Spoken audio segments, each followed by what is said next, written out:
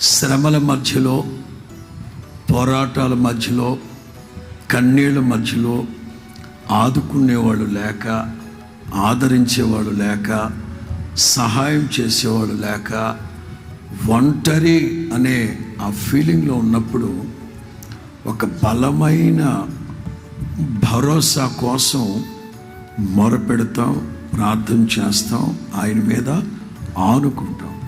అది మనుషులందరికీ పరిపాటి. ఏదన్నా శ్రమ వచ్చినప్పుడు, బాధ వచ్చినప్పుడు మనుషులు ఎవరు మనల్ని చేరదీయకపోతే, ఆదరించకపోతే, ఉన్నతమైన శక్తి, బలమైన దుర్గం, ఆపత్కాలమందు దేవుడు నమ్ముకొనదగిన సహాయకుడు. దేవుడు నమ్మదగిన వాడు. ఆపత్కాలమందు నమ్ముకొనదగిన